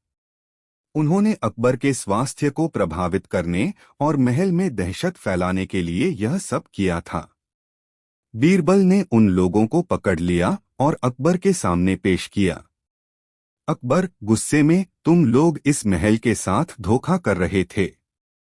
क्या तुम जानते हो कि तुमने हमारे लोगों की जान को खतरे में डाला? मंत्री एक, डरे हुए, महाराज, हम यह सब किसी दबाव में कर रहे थे। हमें गलत रास्ते पर डाल दिया गया था। बीरबल, यह किसी की साजिश नहीं थी, बल्कि यह तंत्र मंत्र था जिसे हमारे महल के अंदर कुछ विश्वासघाती लोग प्रयोग कर रहे थे। लेकिन अब वह सब खत्म हो चुका है और इन लोगों को सजा मिलेगी। अकबर, गुस्से में, बीरबल, तुमने बड़ी शानदार तरीके से इस मिस्ट्री का हल निकाला है। तुमने हमें एक बड़ा खतरे से बचाया। बीरबल, जहांपनाह, यह मेरी जिम्मेदारी थी। इस घटना से हमें यह भी सीखने को मिलता है कि हमें हर समय चौकस रहना चाहिए और किसी भी तरह की साजिश को बढ़ने का मौका नहीं देना चाहिए। कहानी का संदेश। इस कहानी से यह शिक्षा मिलती है कि किसी भी स्थिति में सच्चाई का पता लगाना और धैर्य रखना जरूरी है। बुरे लोगों की साजिशें अंततः सामने आ ही जाती हैं और अच्छाई की हमेशा जीत होती है। दोस्तों, वीडियो को एक लाइक जरूर करें। उस सोने की ईंट और सच्चाई का वजन। दोस्तों, अकबर और बीरबल की कहानियां भारतीय इतिहास की अनमोल धरोहर हैं। उनकी हर कहानी में एक अनोखी सीख छुपी होती है। यह नई कहानी बीरबल की बुद्धिमत्ता और अकबर के न्यायप्रिय स्वभाव को दर्शाती है। दोस्तों, एक बार की बात है, अकबर का दरबार लगा हुआ था। अकबर बड़े प्रसन्न मन से अपने दरबारियों से कह रहे थे, हमारे राज्य में हर कोई ईमानदार और सच्चा है। क्या यह सत्य है? दरबार में सभी दरबारी सिर झुकाकर सहमति में सिर हिलाने लगे। लेकिन अकबर को बीरबल की चुप्पी खटक रही थी। उन्होंने बीरबल से पूछा, तुम क्या सोचते हो, बीरबल? क्या हमारा राज्य वास्तव में ईमानदार लोगों का है? बीरबल मुस्कराए और बोले, जहांपनाह, यह कहना थोड़ा कठिन है। लेकिन यदि आप चाहें तो इसे साबित करने का एक उपाय है। अकबर को बीरबल की बात में दिलचस्पी हुई। उन्होंने पूछा, बताओ बीरबल, क्या उपाय है? बीरबल ने उत्तर दिया, जहांपनाह, राज्य के हर घर में एक एक सोने की ईंट पहुंचाई जाए। यह घोषणा की जाए कि इसे अपने घर में सुरक्षित रखा जाए, लेकिन यदि किसी को धन की आवश्यकता हो तो वह इसे महल में वापस ला सकता है। इस प्रकार हम देखेंगे कि कौन ईमानदार है और कौन नहीं। अकबर को यह विचार पसंद आया। उन्होंने राज्य में हर घर में एक एक सोने की ईंट भिजवा दी और घोषणा कर दी। कुछ दिनों तक सब कुछ सामान्य रहा। कोई भी अपनी ईंट लौटाने महल नहीं आया। अकबर प्रसन्न थे और सोच रहे थे कि उनका राज्य सचमुच ईमानदार है। लेकिन बीरबल ने उन्हें सलाह दी कि उन्हें रात के समय भेष बदलकर राज्य का निरीक्षण करना चाहिए। अकबर ने बीरबल की बात मान ली। अकबर और बीरबल ने देखा कि रात के समय कई लोग अपनी ईंटों को जमीन में गाड़ रहे थे, कुछ लोग उसे गलाकर गहने बना रहे थे और कुछ ने उसे सुरक्षित रखने के लिए अपने मित्रों के पास छुपा दिया था। अकबर यह देखकर हैरान रह गए। वह बीरबल से बोले, बीरबल, यह तो धोखा है। हमने सोचा था कि हमारा राज्य ईमानदार है, लेकिन यह तो कुछ और ही कहानी बयां कर रहा है। बीरबल मुस्कराए और बोले, जहांपनाह, ईमानदारी एक आदत है जो मुश्किल समय में परखी जाती है। सोने की ईंट का लालच बड़े से बड़े ईमानदार व्यक्ति को भी डगमगा सकता है। लेकिन अभी परीक्षा पूरी नहीं हुई है। अगले दिन बीरबल ने एक और घोषणा करवाई। इसमें कहा गया कि राज्य के लोग अपनी सोने की ईंट को महल में वापस लाएं। यदि किसी ने ईंट को खो दिया है या उसे गलाया है तो उसे राजा को सच बताना होगा। महल में धीरे धीरे लोग आने लगे। कुछ ने अपनी ईंटें लौटा दीं, लेकिन कई लोगों ने झूठ बोला कि उनकी ईंट खो गई है या चोरी हो गई है। उसी दिन एक गरीब किसान महल आया। उसने हाथ जोड़कर अकबर से कहा, जहांपनाह, मेरी ईंट का कुछ हिस्सा गल गया क्योंकि मैंने इसे बेचकर अपने बीमार बेटे का इलाज कराया। मैं जानता हूं कि यह गलत था, लेकिन मैंने मजबूरी में ऐसा किया। मुझे दंड दें। अकबर किसान की ईमानदारी से प्रभावित हुए। उन्होंने कहा, तुमने जो किया वह परिस्थितियों के कारण था। तुमने सच बोलकर अपनी गलती को स्वीकार किया। तुम सच्चे और ईमानदार हो। मैं तुम्हें क्षमा करता हूं। बीरबल ने अकबर से कहा, जहांपनाह, सच्चाई केवल सोने की ईंट को सुरक्षित रखने में नहीं, बल्कि अपनी गलती को स्वीकार करने में भी होती है। यह किसान सच्चा है क्योंकि उसने कठिन परिस्थितियों में भी झूठ का सहारा नहीं लिया। सीख। अकबर ने उस गरीब किसान को सम्मानित किया और बाकी झूठे लोगों को सबक सिखाने के लिए चेतावनी दी और ईमानदार रहने का वादा लिया सबसे। इस कहानी से यह सीख मिलती है कि सच्चाई और ईमानदारी का मूल्य सबसे ऊपर है, चाहे परिस्थितियां कैसी भी हों। दोस्तों, कहानी कैसी लगी कमेंट में जरूर बताएं। बीरबल की जादुई गाय। दोस्तों, एक बार बादशाह अकबर अपने दरबार में नए नए फरमान जारी कर रहे थे। तभी दरबार में एक अमीर जमींदार आया और बोला, जहांपनाह, मेरी संपत्ति और जानवरों को बीरबल ने मुझसे छीन लिया है। वह कहता है कि मेरी गाय अब उसकी है। आप मेरे साथ न्याय करें। यह सुनकर अकबर चौंक गए। उन्होंने बीरबल की ओर देखा और पूछा, बीरबल, क्या यह सच है? बीरबल मुस्कुराए और बोले, जहांपनाह, इस मामले की सच्चाई जानने के लिए हमें थोड़ा समय चाहिए। कृपया इस जमींदार को कल फिर दरबार में बुलाएं। बीरबल ने अकबर से कहा कि वह इस समस्या को अनोखे तरीके से हल करेंगे। उन्होंने एक संदेशवाहक से जमींदार की गाय मंगवाई और उसे अपने पास रख लिया। बीरबल ने गाय के साथ कुछ समय बिताया, उसे अच्छा भोजन दिया और उस पर ध्यान दिया। अगले दिन दरबार में जमींदार फिर आया। बीरबल ने जमींदार से कहा, अगर यह गाय तुम्हारी है तो यह तुम्हारी आवाज पहचान लेगी। इसे अपने पास बुलाओ। जमींदार ने गाय को अपने पास बुलाने की कोशिश की। उसने जोर जोर से आवाजें लगाईं, लेकिन गाय ने कोई प्रतिक्रिया नहीं दी। वह वहीं खड़ी रही। बीरबल ने मुस्कुराते हुए गाय की ओर देखा और उसे धीरे से बुलाया। गाय तुरंत उनके पास चली आई। यह देखकर दरबार में सन्नाटा छा गया। बीरबल ने अकबर से कहा, जहां पनाह, इस गाय के मालिक होने का दावा यह जमींदार झूठा कर रहा है। अगर यह सचमुच इसकी गाय होती तो यह उसकी आवाज पहचानती। लेकिन गाय ने मेरी आवाज पहचानी क्योंकि मैंने इसकी देखभाल की है। अकबर ने जमींदार को डांटा और सच्चाई छिपाने के लिए उसे दंडित किया। इसके बाद बीरबल ने बताया, जहां पनाह, यह जमींदार झूठा है। यह अपनी संपत्ति और ताकत का इस्तेमाल कर दूसरों की चीजें छीनने की कोशिश करता है। इस बार इसकी साजिश असफल हो गई। अकबर ने बीरबल की बुद्धिमत्ता की तारीफ की और फरमान जारी किया कि झूठ बोलकर संपत्ति हड़पने वालों को कड़ी सजा दी जाएगी। नैतिक शिक्षा। सच्चाई हमेशा उजागर होती है और झूठे व्यक्ति का पर्दाफाश हो जाता है। न्याय पाने के लिए धैर्य और चतुराई की आवश्यकता होती है।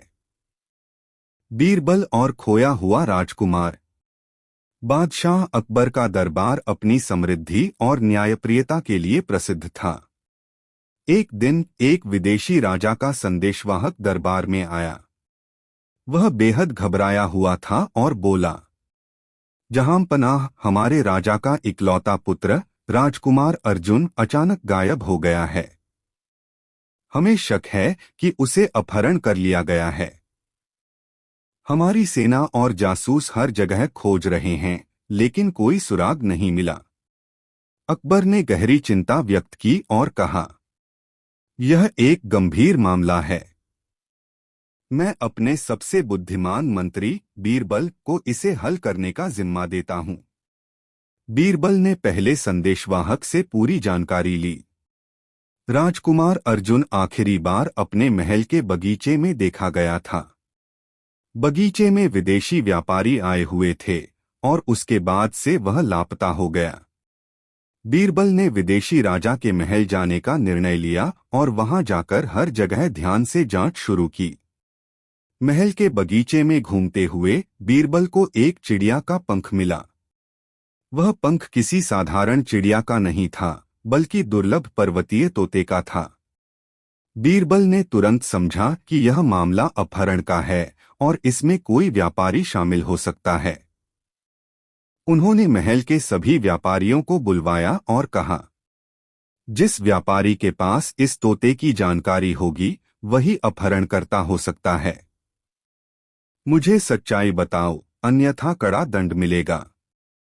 एक व्यापारी घबराया और बोल पड़ा, जहां पनाह, यह तोता मेरे साथियों के पास है, लेकिन हमें राजकुमार के बारे में कुछ नहीं पता। बीरबल ने व्यापारी को विश्वास में लिया और उसके साथ पर्वतीय क्षेत्र में जाने का निर्णय किया। बीरबल और अकबर के सैनिक व्यापारी के साथ पहाड़ों की ओर रवाना हुए। वहां पहुंचकर उन्होंने एक गुफा देखी जिसमें कई दुर्लभ तोते और अन्य जानवर बंद थे। गुफा के अंदर राजकुमार अर्जुन भी बेहोशी की हालत में मिला। बीरबल ने चतुराई से योजना बनाई। उन्होंने अपहरणकर्ताओं से सीधे लड़ाई करने के बजाय चालाकी से गुफा के द्वार पर आग लगाई, जिससे अपहरणकर्ता घबरा गए और बाहर आ गए। सैनिकों ने उन्हें पकड़ लिया और राजकुमार को सुरक्षित बाहर निकाला। महल लौटने के बाद अपहरणकर्ताओं ने अपना अपराध स्वीकार कर लिया। उन्होंने बताया कि राजकुमार को उन्होंने फिरौती के लिए अगवा किया था, लेकिन बीरबल की चतुराई और तेज बुद्धि ने उनकी योजना को नाकाम कर दिया।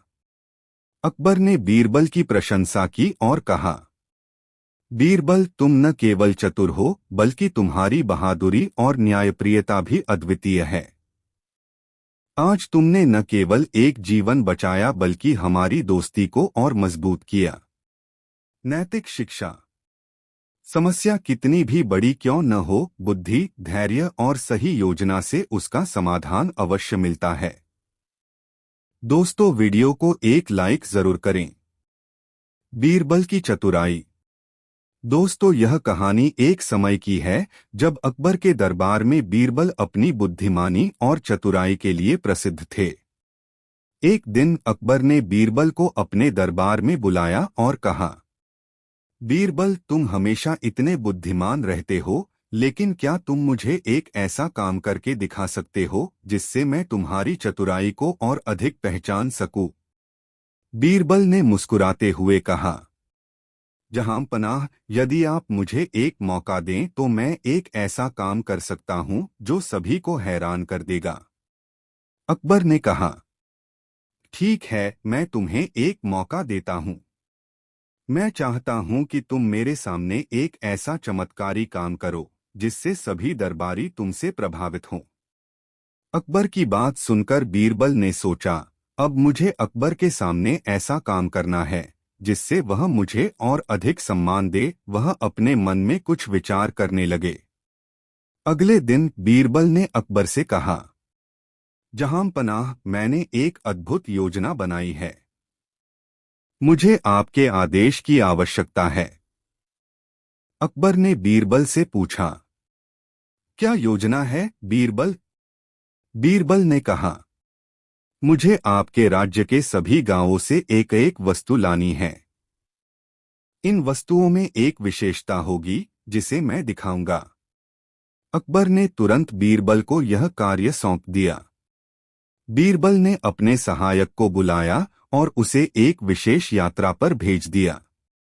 बीरबल के सहायक ने सभी गांवों से विभिन्न वस्तुएं एकत्रित कीं। उन्होंने सोने के सिक्के, खूबसूरत आभूषण, रंग-बिरंगे कपड़े और दुर्लभ वस्तुएं इकट्ठी कीं। इसके बाद उन्होंने एक बड़ी सी लकड़ी की पेटी तैयार की जिसमें सभी वस्तुएं रख दीं। बीरबल ने उन वस्तुओं को लेकर अकबर के दरबार में पेश किया। अकबर और दरबारी हैरान रह गए। अकबर ने बीरबल से पूछा, इन वस्तुओं का क्या मतलब है बीरबल? बीरबल ने मुस्कुराते हुए कहा, जहां पनाह, इन सभी वस्तुओं के माध्यम से मैं यह दिखाना चाहता हूं कि हम सभी अपनी अपनी अहमियत और महत्व को बहुत अधिक समझते हैं। लेकिन असल में इन वस्तुओं में से किसी का भी कोई स्थायी मूल्य नहीं है। जो वस्तु सबसे ज्यादा मूल्यवान है वह हम खुद हैं, हमारी बुद्धि और हमारी मेहनत। बीरबल ने सभी वस्तुओं को पेटी में रखा और फिर उसे आग के पास रखा। आग को देखकर सभी ने सोचा कि अब सब कुछ जलकर राख हो जाएगा। लेकिन बीरबल ने एक विशेष मंत्र पढ़ा और पेटी के ऊपर कुछ फूंका। कुछ ही समय में पेटी के अंदर से एक अद्भुत रोशनी निकली और सभी वस्तुएं पहले जैसी सुरक्षित और चमकदार हो गईं। अकबर और दरबारी हैरान रह गए। अकबर ने पूछा, बीरबल, तुमने यह कैसे किया? बीरबल ने उत्तर दिया, जहां पनाह, यह चमत्कार नहीं था। यह आपकी विश्वास और बुद्धि का परिणाम था। आपने मुझे और मेरी योजना पर भरोसा किया और इसी वजह से सब कुछ सुरक्षित और अमूल्य रहा। अकबर ने बीरबल की बात को गहरे में समझा। उन्होंने कहा, बीरबल, तुमने हमें यह सिखाया कि हमारे अंदर सबसे बड़ी संपत्ति हमारी बुद्धि और समझ है। वस्तुएं और धन तो अस्थायी होते हैं, लेकिन हमारी सोच और प्रयास हमेशा हमारे साथ रहते हैं। अकबर ने बीरबल को शाही उपहार दिए और उसे हमेशा अपनी चतुराई के लिए सराहा। बीरबल की यह कहानी अब दरबार में हर किसी के लिए प्रेरणा बन गई। नैतिक शिक्षा। हमारी असली संपत्ति हमारी सोच, बुद्धि और मेहनत में है। यदि हम इन्हें सही दिशा में लगाएं, तो हम किसी भी समस्या का समाधान पा सकते हैं। अकबर और बीरबल की कहानी है। ये कहानियां न केवल मजेदार है, बल्कि इसमें बहुत सी गहरी शिक्षा भी छुपी है। अकबर और बीरबल का चमत्कारी आंक। दोस्तों, एक दिन अकबर अपने महल के बगीचे में टहल रहे थे। उनके मन में एक विचार आया कि क्यों न महल के बगीचे में एक विशेष पेड़ लगाया जाए जो कुछ खास फायदेमंद हो। तभी उनकी नजर बगीचे में लगे एक आम के पेड़ पर पड़ी। उस पेड़ पर ढेर सारे मीठे और रंग-बिरंगे आम लदे हुए थे। अकबर ने बीरबल को बुलाया और कहा, बीरबल, यह आम का पेड़ कितना अद्भुत है। क्या तुम जानते हो इस पेड़ का नाम क्या है? बीरबल ने मुस्कुराते हुए कहा, जहांपनाह, यह आम का पेड़ चमत्कारी है। इसके फल खाने से हर व्यक्ति का जीवन बदल सकता है। अकबर ने हैरान होकर पूछा, क्या क्या सचमुच यह पेड़ चमत्कारी है? बीरबल ने जवाब दिया, जी हाँ, जहांपनाह, यदि इस पेड़ का कोई भी व्यक्ति फल खाता है तो उसकी सभी इच्छाएं पूरी हो जाती हैं। अकबर ने यह सुनकर उत्सुकता से पूछा, क्या यह सच है, बीरबल? तुम इसे साबित कर दिखाओ। बीरबल ने सोचा, यह अवसर अच्छा है। मुझे अकबर को इस पेड़ के चमत्कारी गुणों का एहसास दिलाना चाहिए। बीरबल ने कहा, जहांपनाह, आपको इस पेड़ से फल खाने की आवश्यकता नहीं है, लेकिन आप यदि चाहें तो इसे ट्राई कर सकते हैं। अकबर ने सोचा, अच्छा, तो इस चमत्कारी पेड़ का कुछ पता चलता है। अकबर ने पेड़ से एक आम तोड़ा और उसे खाने का मन बनाया। लेकिन बीरबल ने उन्हें रोकते हुए कहा, जहांपनाह, इस पेड़ के फल सिर्फ एक बार खाए जाते हैं, फिर यह पेड़ चमत्कारी नहीं रहेगा। इसलिए कृपया ध्यान रखें। अकबर ने बीरबल की बातों को नजरअंदाज किया और फल खा लिया। वह कुछ समय तक आराम से बैठे रहे और फिर बोले, मुझे कुछ महसूस नहीं हो रहा है। यह तो सिर्फ आम ही था, कोई चमत्कार नहीं हुआ। बीरबल मुस्कुराए और बोले, जहांपनाह, यह पेड़ वास्तव में चमत्कारी है, लेकिन इसका चमत्कार तभी काम करता है जब कोई व्यक्ति अपनी इच्छाओं को पूरी तरह समझता है। अकबर ने हैरान होकर पूछा, क्या मतलब है तुम्हारा, बीरबल? बीरबल ने जवाब दिया, जहांपनाह, जो व्यक्ति अपनी इच्छाओं को भली भांति समझेगा और उन्हें सही दिशा में उपयोग करेगा, वही इस पेड़ के चमत्कारी फल का सही उपयोग करेगा। आपने आम खाया, लेकिन आपकी इच्छाएं और उद्देश्य स्पष्ट नहीं थे। अकबर को बीरबल की बातों ने चौंका दिया। उन्होंने सोचा, सचमुच बीरबल की बातों में बहुत गहराई है। अकबर ने बीरबल से पूछा, ठीक है बीरबल, तुमने मुझे शिक्षा दी है, लेकिन यह चमत्कारी पेड़ आखिरकार मेरे काम क्यों नहीं आया? बीरबल ने उत्तर दिया, जहांपनाह, पेड़ का चमत्कार सच में है, लेकिन आपकी इच्छाएं स्पष्ट नहीं थीं। यदि आप इस पेड़ के फल से अपने उद्देश्य को सही दिशा में लगाते तो निश्चित ही वह फल आपके जीवन को बदल देता। अकबर ने मुस्कुराते हुए कहा, मैं समझ गया, बीरबल। मेरे जीवन में कई इच्छाएं हैं, लेकिन मैं उन्हें ठीक से पहचान नहीं पाता। मुझे अपनी इच्छाओं पर सोचने की जरूरत है। बीरबल ने कहा, इसी तरह से हमें जीवन में हर चीज को समझकर आगे बढ़ना चाहिए, क्योंकि अजनबी रास्तों पर जाने से हमें कभी भी सही दिशा नहीं मिल सकती। शिक्षा। हमें अपनी इच्छाओं और उद्देश्य को सही ढंग से पहचानना चाहिए ताकि हम उन्हें सही दिशा में इस्तेमाल कर सकें। बिना स्पष्ट उद्देश्य के कोई भी प्रयास अधूरा ही रहेगा। कहानी का अंत। क्या आपको ये कहानी पसंद आई? तो वीडियो को एक लाइक जरूर करें। सच्चा प्रेम। दोस्तों, एक दिन अकबर ने बीरबल से पूछा, बीरबल, तुम हमेशा इतना समझदार और चतुर क्यों रहते हो? तुम तो जैसे हर सवाल का जवाब जानते हो। क्या तुम मुझे बताओगे कि सच्चा प्रेम क्या होता है? बीरबल ने थोड़ी देर सोचा और कहा, जहांपनाह, सच्चा प्रेम तो एक ऐसी चीज है जो सिर्फ शब्दों में नहीं बल्कि आचरण में भी दिखता है। अगर आप चाहें तो मैं इसे साबित कर सकता हूं। अकबर को बीरबल की बात पर यकीन नहीं हुआ। उसने कहा, तो ठीक है बीरबल, मैं तुम्हारी बात मानता हूं। तुम इसे साबित करके दिखाओ। बीरबल मुस्कराए और बोले, जहांपनाह, सच्चा प्रेम केवल शब्दों से नहीं बल्कि कृत्यों से परखा जाता है। मैं इसे साबित करने के लिए एक विशेष काम करूंगा। अकबर ने बीरबल से पूछा, क्या काम है? बीरबल ने कहा, कृपया मुझे 1 महीना समय दीजिए और इस बीच मैं आपको सच्चे प्रेम का उदाहरण दिखाऊंगा। अकबर ने हामी भर दी। बीरबल ने अगले दिन अकबर से एक छोटा सा गांव चुनने के लिए कहा, जहां वह जाने और वहां के लोगों के साथ बातचीत करने की योजना बना सके। अकबर ने झज्जर नामक एक गांव को चुन लिया। बीरबल गांव में पहुंचे और गांव के सरपंच से मिले। उन्होंने कहा, मैं इस गांव में 1 महीना बिताना चाहता हूं ताकि मैं यहां के लोगों के दिलों को जान सकूं और उनकी मदद कर सकूं। सरपंच ने बीरबल को स्वागत किया और उन्हें एक छोटे से घर में रहने के लिए जगह दी। वहां बीरबल ने कई दिन गांव के लोगों के साथ समय बिताया। उन्होंने देखा कि यहाँ के लोग एक दूसरे के साथ बहुत स्नेह और सहयोग से रहते थे। लेकिन बीरबल ने यह भी महसूस किया कि गांव में एक परिवार था जो हमेशा दुखी और निराश रहता था। इस परिवार में एक जवान लड़का और उसकी मां थीं। लड़का हमेशा परेशान रहता था और उसकी मां हमेशा उसे ताने देती रहती थी। बीरबल ने सोचा कि कुछ करना चाहिए।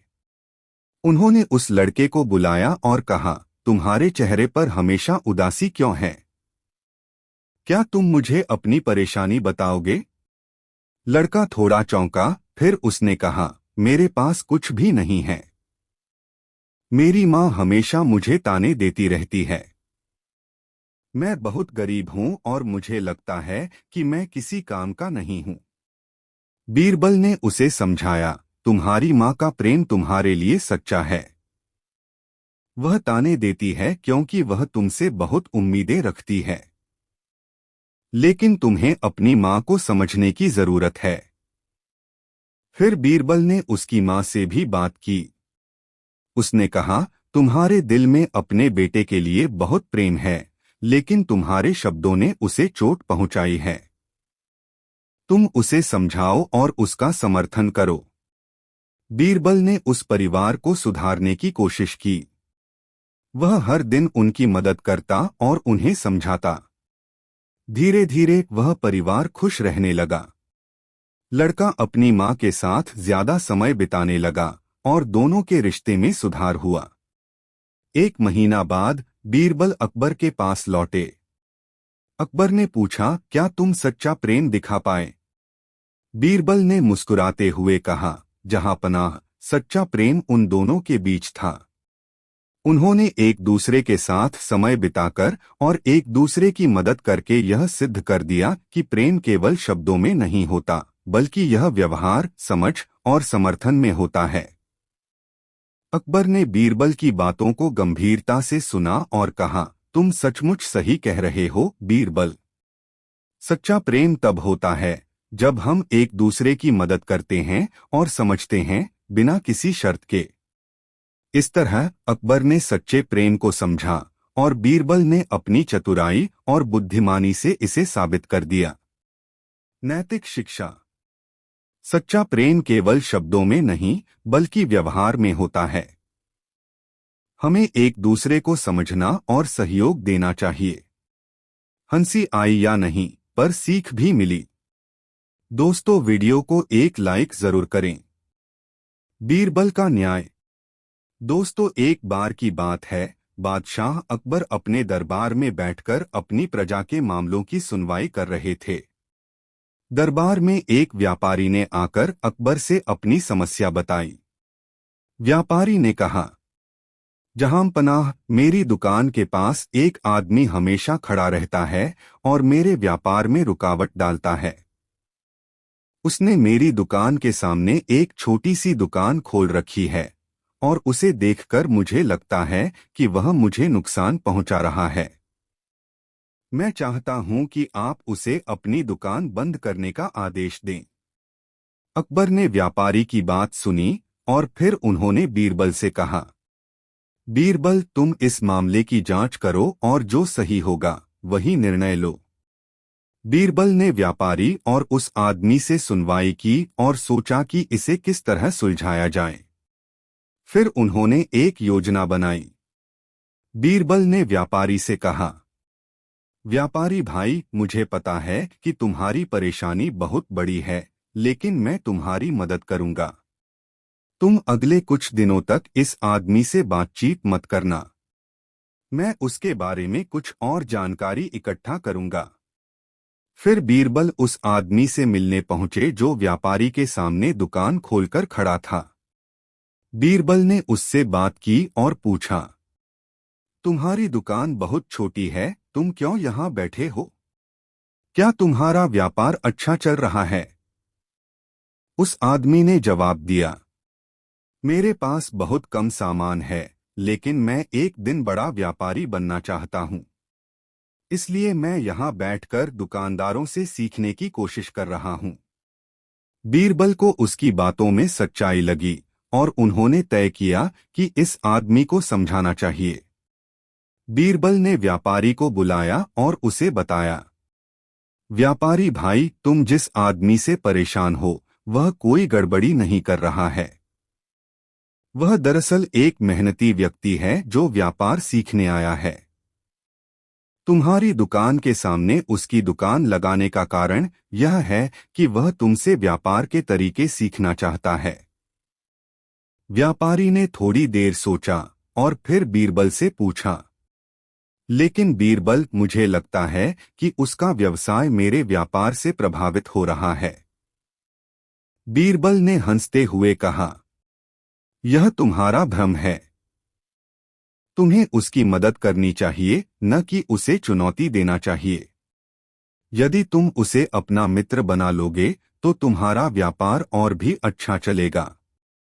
अकबर ने बीरबल का निर्णय सुना और फिर उसने व्यापारी से कहा, बीरबल ने जो फैसला लिया वही सही है। व्यापारी भाई, तुम उस आदमी की मदद करो और उसे अपने अनुभव से सीखने का अवसर दो। वह तुम्हारा मित्र बनेगा और तुम्हारी दुकान भी और अधिक फल फूल पाएगी। अकबर ने बीरबल की बुद्धिमानी की सराहना की और व्यापारी से कहा, तुम्हें अपने प्रतिस्पर्धियों को शत्रु नहीं समझना चाहिए, बल्कि उन्हें मित्र बनाने की कोशिश करनी चाहिए, क्योंकि इससे तुम्हारे व्यापार का विस्तार होगा। व्यापारी ने बादशाह और बीरबल के निर्णय को स्वीकार किया और उसने उस आदमी को मदद देने का निर्णय लिया। धीरे धीरे दोनों की मित्रता बढ़ी और व्यापार में भी वृद्धि हुई। नैतिक शिक्षा। हर समस्या का हल समझदारी और सहनशीलता से निकलता है। हमें प्रतिस्पर्धा को शत्रु नहीं बल्कि एक अवसर के रूप में देखना चाहिए। राजमहल का रहस्यमय बगीचा। बहुत समय पहले की बात है। एक दिन सम्राट अकबर अपने महल में बैठकर दरबार की कार्यवाही देख रहे थे। तभी एक संदेश आया जिसमें बताया गया कि एक दूरदराज के राज्य के राजकुमार ने एक अद्भुत बगीचे का निर्माण किया है। यह बगीचा अपनी सुंदरता और रहस्यमयता के लिए प्रसिद्ध था और सभी उसे देखने की इच्छा रखते थे। सम्राट अकबर को यह खबर सुनकर बहुत उत्सुकता हुई और उन्होंने बीरबल से कहा, बीरबल, इस बगीचे के बारे में सुना है, तुम और कुछ दरबारी वहां जाकर उसका मुआयना करो। यदि वह सचमुच अद्भुत है तो हमें भी वहां जाने का विचार करना चाहिए। बीरबल ने सिर झुकाया और कहा, जहां पनाह, मैं इस बगीचे का मुआयना करने के लिए तैयार हूं। अगले दिन बीरबल और कुछ दरबारी उस रहस्यमय बगीचे का निरीक्षण करने के लिए निकल पड़े।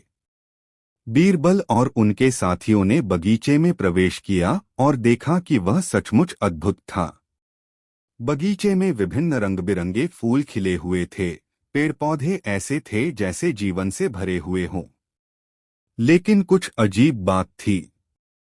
बगीचे का वातावरण बिल्कुल शांत और रहस्यमय था। कहीं से भी कोई आवाज नहीं आ रही थी, न तो पक्षियों का गीत, न ही हवा की सरसराहट।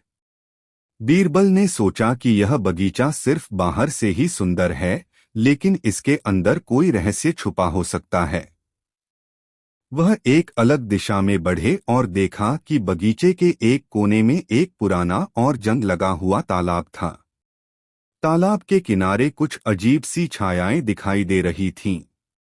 बीरबल ने वहां कुछ देर सोचा और फिर वह बगीचे के मालिक से मिलने गए। बगीचे का मालिक, जो एक बुजुर्ग व्यक्ति था, बीरबल से मिला और उसने उनसे कहा, आपने सही देखा, इस बगीचे में कुछ तो रहस्य है। यह बगीचा किसी जादू से भी जुड़ा हुआ हो सकता है। लेकिन अगर आप सचमुच जानना चाहते हैं तो आपको इस बगीचे की खासियत को समझना होगा। बीरबल ने बुजुर्ग से पूछा, क्या यह बगीचा रात को भी उसी तरह से शांत रहता है? बुजुर्ग ने कहा, जी हाँ, और यह शांतिपूर्ण वातावरण केवल रात में ही नहीं, दिन में भी बना रहता है। यही इस बगीचे की रहस्यमयता है। बीरबल ने कहा, मैं इस बगीचे की गहराई से जांच करूंगा, धन्यवाद। बीरबल ने बगीचे में कुछ और समय बिताया और पाया कि बगीचे के भीतर कुछ विशेष प्रकार के पौधे उगे हुए थे, जो अपने आप में खास थे। उसने सोचा कि शायद इन पौधों में कुछ छुपा हुआ रहस्य हो सकता है। बीरबल ने उन पौधों के बारे में जानकारी ली और पाया कि ये पौधे रात के समय में अपनी संरचना बदलते थे। बीरबल ने एक विशेष पौधे के पास आकर देखा और ध्यान से सुना। अचानक उसे एक हल्की सी आवाज सुनाई दी। वह जल्दी से उस पौधे के पास गया और पाया कि वही आवाज एक गुप्त जलधारा से आ रही थी, जो बगीचे के नीचे बह रही थी। बीरबल ने बगीचे के मालिक को बुलाया और बताया कि बगीचे का रहस्य एक छुपी हुई जलधारा में था, जो केवल विशेष पौधों के कारण सुनाई देती थी। यह जलधारा बगीचे के भीतर ही एक प्राकृतिक संगीत उत्पन्न करती थी। बीरबल ने सम्राट अकबर को इस रहस्य के बारे में पूरी रिपोर्ट दी। अकबर ने बीरबल की चतुराई की सराहना की और कहा, तुमने बहुत अच्छा किया बीरबल। तुमने केवल बगीचे के दृश्य को नहीं देखा, बल्कि उसकी गहराई में जाकर उसका रहस्य भी खोज निकाला। यही कारण है कि तुम मेरी दरबार में सबसे बुद्धिमान व्यक्ति हो। अकबर ने बीरबल की समझदारी की सराहना करते हुए उसे और भी महत्वपूर्ण जिम्मेदारियां सौंपने का निर्णय लिया। नैतिक शिक्षा। सिर्फ बाहर से देखने पर कोई चीज पूरी नहीं होती। किसी भी रहस्य को समझने के लिए गहरी सोच और समझ की आवश्यकता होती है। दोस्तों, यह कहानी आपको कैसी लगी कमेंट में ज़रूर बताएं। ऐसी और नई मज़ेदार कहानी सुनने के लिए हमारे चैनल दी यूनिक वर्ल्ड को सब्सक्राइब ज़रूर कर ले। वीडियो अपने मित्रों को ज़रूर शेयर करें। वीडियो देखने के लिए बहुत बहुत धन्यवाद।